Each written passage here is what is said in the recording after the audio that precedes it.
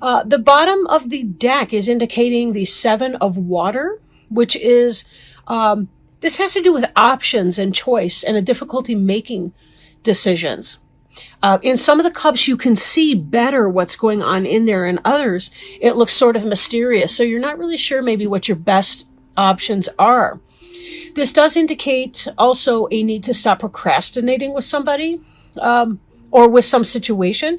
Procrastination, however, if you're not sure what you're doing or where you're going, it can be very, very difficult to take steps. If I don't know where I'm driving, I don't just get in the car and go. Usually I pick out on the map where I want to go, and then I figure out my best route to getting there.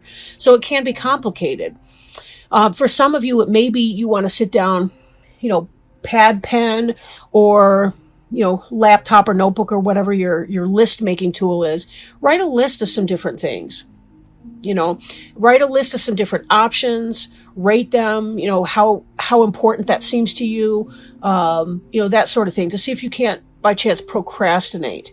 Unfortunately, sometimes when we're making important decisions, it's not so much about what is our best option, but what is our least awful option.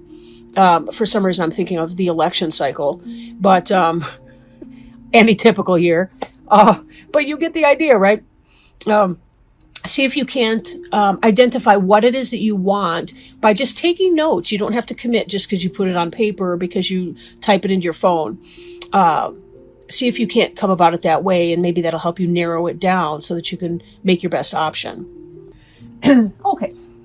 Now, the basically what's going on, like in your general energy right now, is this idea of too much going on at once, the need to make a decision and consider a more playful approach. Two of Earth, again, has to do with choice making, juggling a lot of things at once, but choice making, decision between two things. The Seven of Cups would say, yeah, well, it's even more than that. It's about 7 or more things that you're trying to do. So figure out what's the most important. Is there a timeline that you're operating within? Sometimes that can help you identify what the immediate priorities are versus those that are not. It's difficult sometimes when you're feeling overwhelmed not to lose your sense of humor. But that's one thing about Capricorns. They tend to be wicked funny. I mean, like freaking hilarious. So see if you can't tap into that sense of joy. Maybe it's time to just kind of put things down for a little bit and say, hey, I'm just going to enjoy myself. It's the weekend or whatever. And then say, I'm going to return to this Monday morning at 8, or whatever works for you in your schedule, right? But doing something like that, it might help you to stay organized and to stay grounded. And that's another thing. When we're dealing with complex decisions, we're not sure which way we want to turn. We've got too many choices. It can be very, very helpful to go for a long walk in nature. To replant something that's overgrown in its pot, get yourself back into that grounding space. Do a mindfulness exercise, or soak your feet in Epsom salt in water, something like that can kind of return you into that place, right? So that you can see your options. Don't put off decision making too darn long, because that other card, the Seven of Cups, was warning about stop procrastinating. So if it's been going on for too long, it may mean, again, you just kind of have to make the choice of what's the least offensive option moving forward.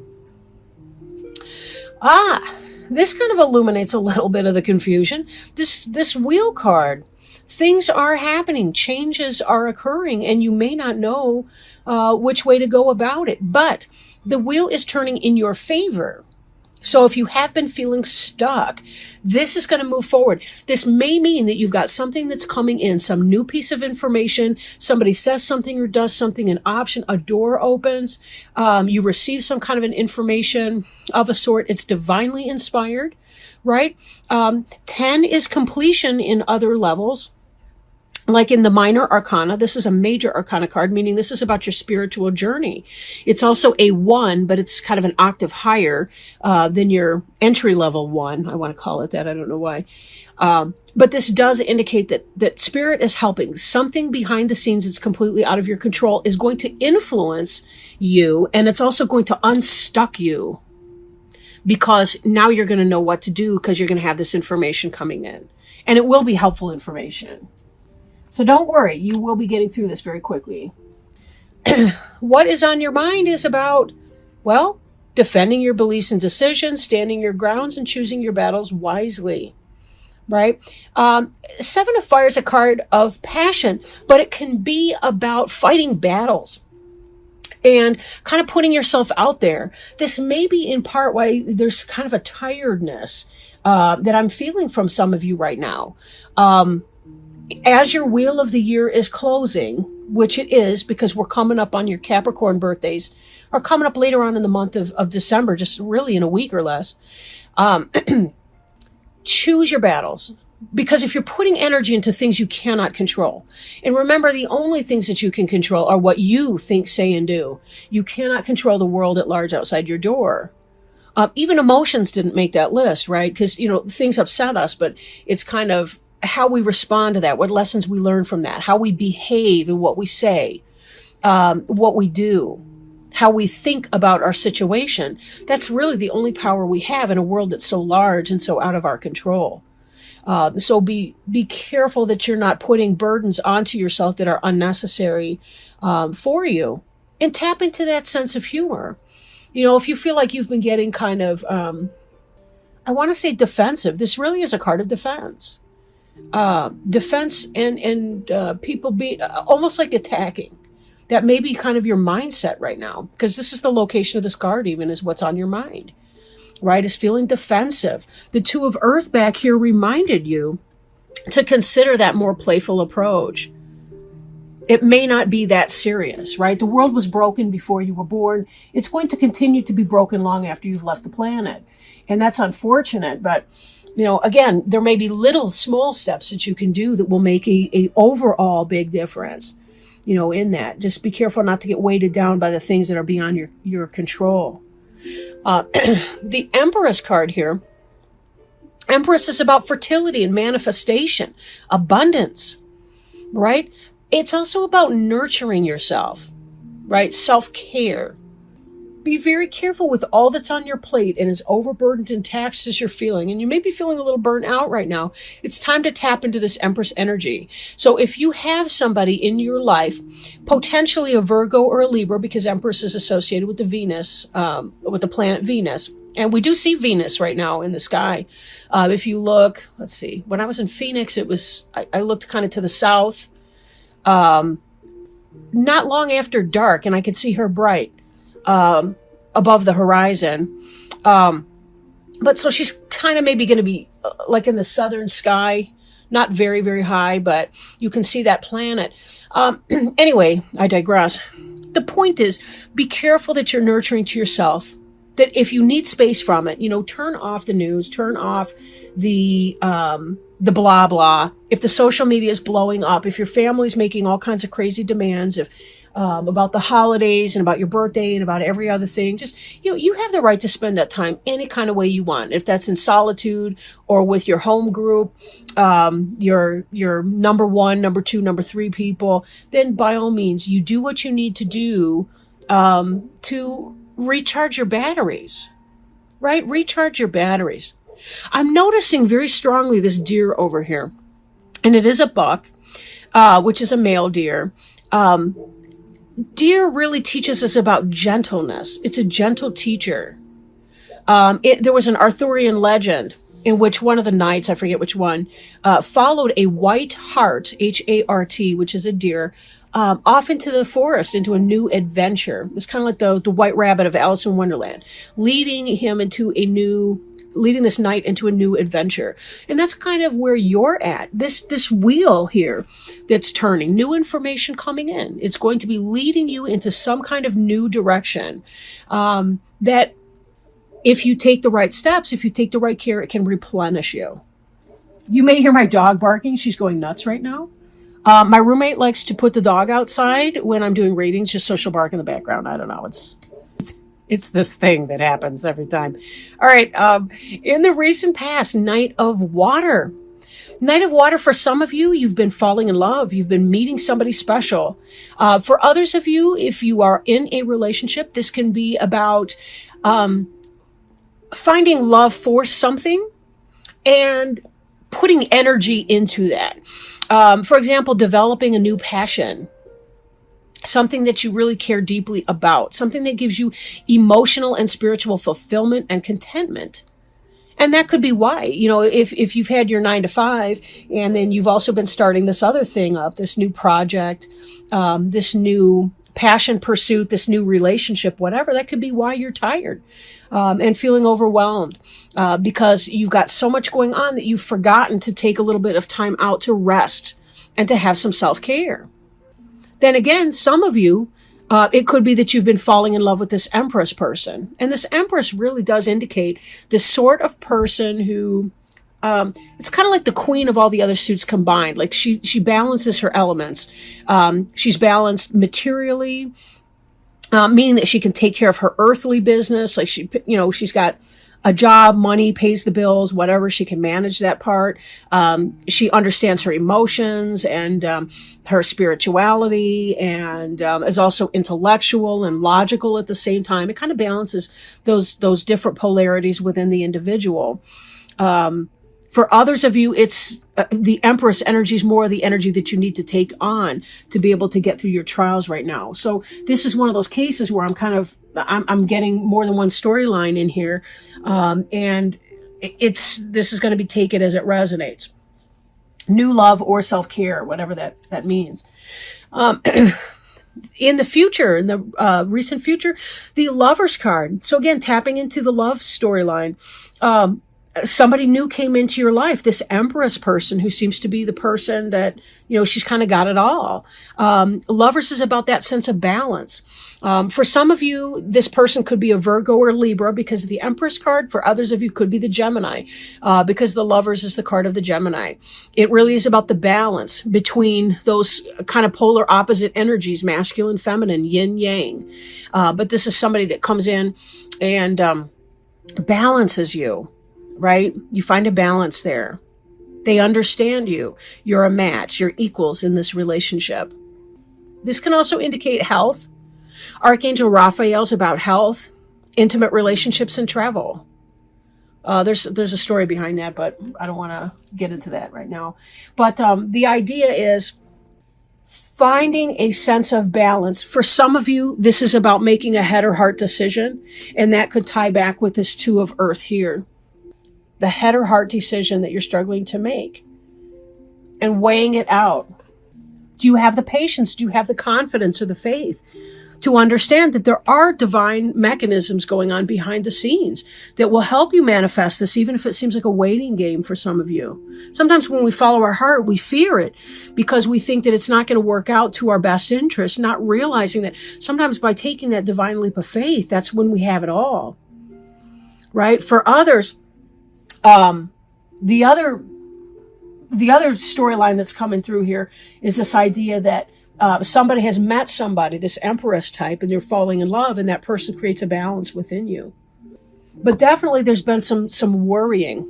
This card represents you, expecting the worst, self-fulfilling prophecies and sleepless nights. What are you worried about?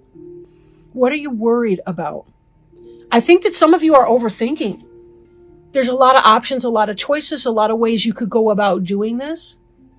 What's the worst if you try something and then it doesn't pan out and you don't do it anymore? So what? At least you tried, and you'll know that you tried. And there's credit to be had in that. Sleepless nights because of rumination, worrying. There's a sense too of following your star.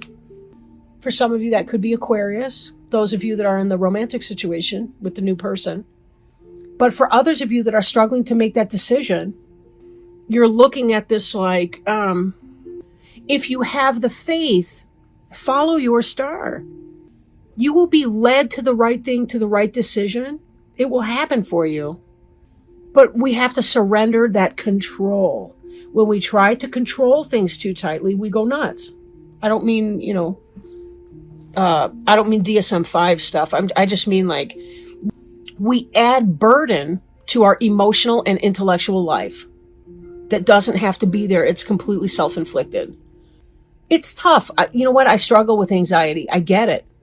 I can overthink everything just because. It's a discipline of mind to learn how not to do that. Now, traumatic anxiety is a different thing. That's that's a medical issue, and you would need to see your doctor, your therapist, etc. for that. But I'm talking about, people having everyday human being issues and problems. Trust. The star can also indicate Aquarius. So for some of you, this lover might be an Aquarius. The Knight of Water, that could be Cancer, Scorpio, Pisces. So we're seeing that. Hopes and fears is about making it work through lots of hard work, dedication. Rewards, reaping rewards for skilled work. Mastery of it. You know what you're doing at this point.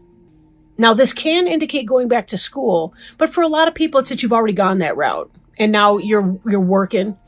You're just trying to focus on your job right now, trying to get through some stuff. But be careful that you're balancing your work and your play. Because all work and no play makes Jill a dull girl, something like that. Makes Jack a dull boy. You want to be very careful that you allow yourself some space and time. We can't receive downloads sometimes. If we're overly exhausted, we're overly thinking, it's really hard to hear our gut intuition coming through. And then Queen of Water. Queen of Water, again, Cancer, Scorpio, or Pisces. We've seen the Knight in your recent past and the Queen in your future. This could be about the development of a relationship. Like you've started dating and now it's getting more serious. It's going to the next level. You're falling in love with somebody. This can also indicate trusting your intuition. Take some time off, right? For those of you that are overly stressed out, take some time off and really do your meditation. Go for a walk. Do some grounding exercises to help you get into your feet and worry less. When we're anxious, we're in the upper half of our body, right? Our wheels are spinning in our mind, and it's almost like we don't even notice what's going on in our physical body. We don't even notice our feet. A lot of times we need to shift that energy from mental and emotional, from heart chakra on up. We need to shift it back down into our feet and our legs, our first, second, and third chakras, right? Those are our life force drives, our creativity and our power to get things done.